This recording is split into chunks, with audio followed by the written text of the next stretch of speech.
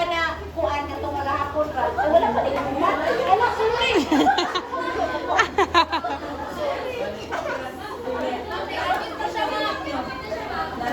Culinology.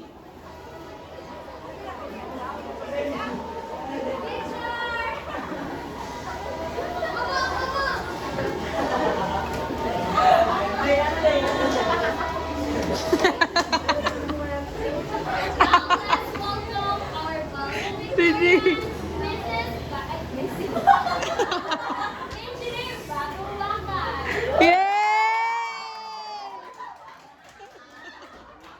Ikog diretso.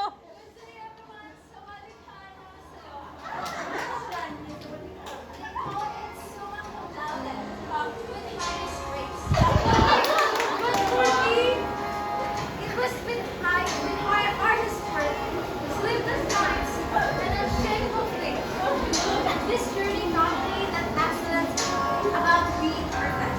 It's about being consistent, even when no one is watching. Looking back in my little self, I've always been dreaming of becoming a chef. Yes, I have made it here, but it's not always our plan that will come in the right time. Growing up where our bloodline lies in similar career, I chose to be different. My family doesn't seem to agree and support my passion at all.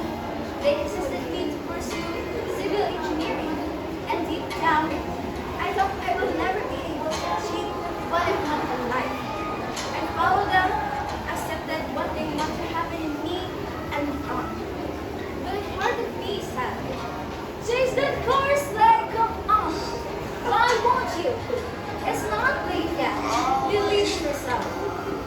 And I brought that code until I made it here. As I stand today, I thank myself for seeing the other side. I'm proud that I've not failed myself. To my family, to my peers,